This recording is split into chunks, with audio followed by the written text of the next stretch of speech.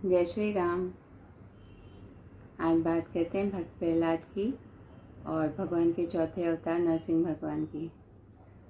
हिरण्यकश्यप जो राक्षस दैत्यराज, उसने भगवान ब्रह्मा जी की बहुत कठिन तपस्या की और वरदान में ऐसा वरदान मांगा कि उसकी मृत्यु जल में, थल में, नभ में, हथियार से, कोई जानवर से, इस तरह नहीं हो, उस तरह नहीं हो, ऐसे करके एक लंबी लिस्ट, उसकी मृत्यु ऐसे ना हो।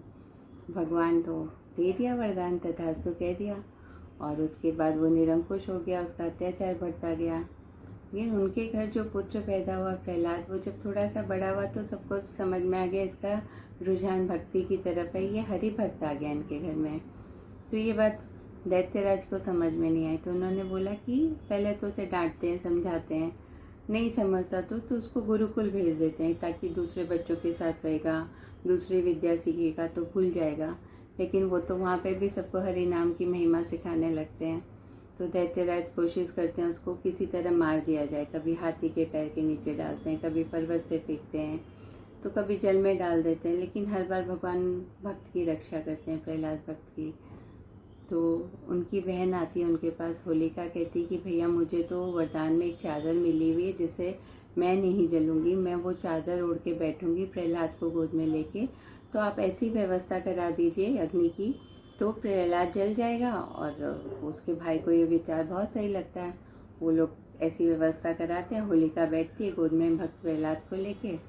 होलिका ने तो चादर ओढ़ी हुई थी, लेकिन हवा का झोंका ऐसा आता है कि होलिका की जो चादर थी वो भक्त प्रहलाद पे आ जाती है और होलिका जल जाती है और भक्त प्रहलाद बच जाते हैं और भगवान का नाम लेते हुए बाहर आते हैं।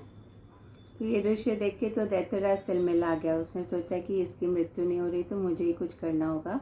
तो वो कहता है कि आज मैं ही तुम्हारा सर धड़ से अलग कर दूंगा, तुम्हें पुकारना है तो अपने भगवान को पुकार लो।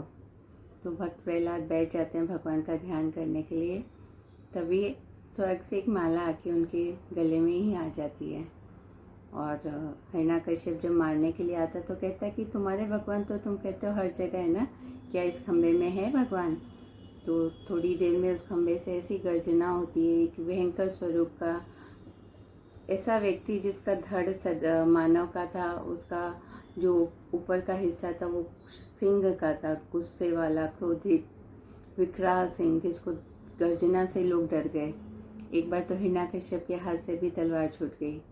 जब हिरण्यकश्यप उनसे लड़ने के लिए आता है तो भगवान नरसिंह उसे उठा के ऐसे 100 चक्कर लगाते हैं स्वर्ग का और उसको पटकते हैं धरती पे, लेकिन उसकी मृत्यु नहीं होती क्योंकि उसको तो वरदान मिला हुआ था।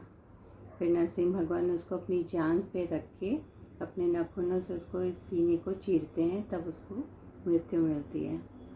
राक्षस पिता लेकिन भक्त प्रहलाद जैसा पुत्र, तो पिता को मृत्यु के साथ मोक्ष भी मिलती है क्योंकि भगवान के हाथों मर रहा है वो।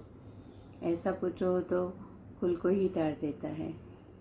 उसके बाद भक्त प्रहलाद को राजा बनाया जाता है। कई सालों तक उन्होंने बहुत सच्चे अच्छे राजा का रूप में अपनी प्रजा का ध्यान रखा और संभाला अपनी प्रजा को। तो ये है कहानी भक्त प्रहलाद की, भगवान की, नरसिंह भगवान की और होलिका के दहन की। आप सबका मंगल हो। होली की बहुत सारी शुभकामनाएं।